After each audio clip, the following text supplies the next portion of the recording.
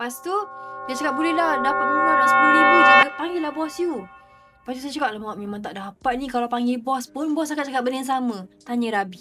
Anda akan tanya Rabi juga. Rabi dah halang kat depan ni bagilah murah. Saya nak 10,000. Bajet memang tak boleh lebih 10,000. Lepas tu saya nego. Saya macam fikir balik memang tak dapat. Memang tak lepas. Sebab 10,000 lah dia nak nego 10,000. Saya cakap memang tak lepas. Last boleh bagi pun tentu diskaun 200 je. Sebab bag tu memang condition like new. Memang baru sangat-sangat masuk. Tak sempat nak display lagi. Kalau kita jual sebenarnya boleh jual.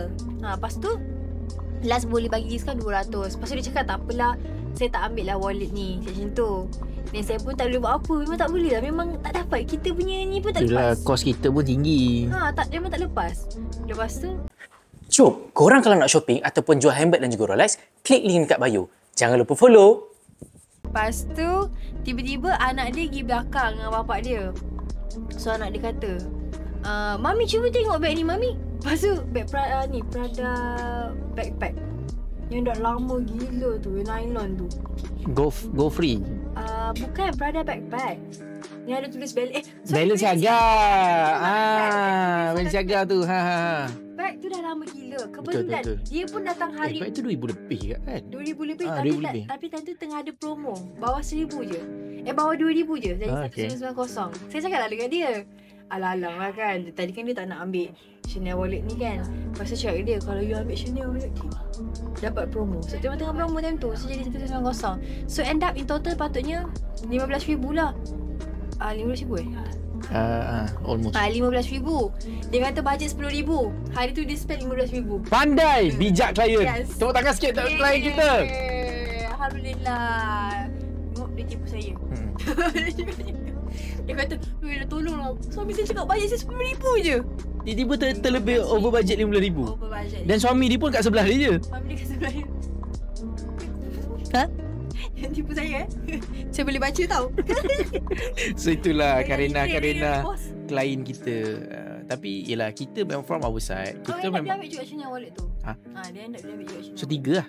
LV Neverfull, Chanel Wallet, Balenciaga Backpack. Balenciaga backpack. Bapak kan Alhamdulillah. Gila. Tu So- last minute tu. Last minute pukul, tutup saya lah. tengok sale ni tulis pukul 5.11. Dah tutup lagi. Dah tutup lah. Kita memang dah tutup. So tapi kita attend rezeki kat situ kan. So itulah Karina kita. Sebenarnya to be honest, from our side, we don't mind the price pun. Tak kisah you nak berapa, you bagi tahu. Kita try nego dengan owner tu yang pemegang saham tu. Betul. So tu ada dulu lah kan, ada orang cerita macam mana price ni boleh atas bawah. So kata aku lah, company aku memang buat macam tu. Aku memang nak buat flexibility supaya kita ada flexibility untuk nego dengan owner. Sebab kadang-kadang owner pun cakap, kalau ada orang nak nego bagi tahu kan. Kadang owner je dah guna duit. Kita nak tolong je. Kita tanya. Bos sampai pernah jual harga kos. Saya Tak cakap ada tak apalah, untung jalan langsung. lah. Sumpah demi Allah, saya pernah jual harga kos banyak kali. Saya cakap tak apa, jalan je, biar je. Sebab tak apa, rezeki tu nanti Allah dah tentukan. Betul lah Bengong. Sumpah, aku tanya Rabi. Banyak kali dah kita jual harga kos. Ya, nampak Ellie memang busuk hati. Tak dapat. Tak boleh lah, sikit-sikit boleh lah, tengok keadaan.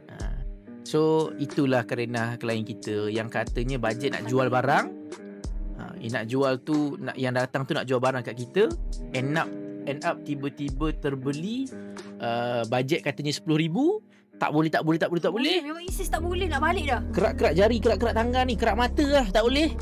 Tiba-tiba terspend 15,000.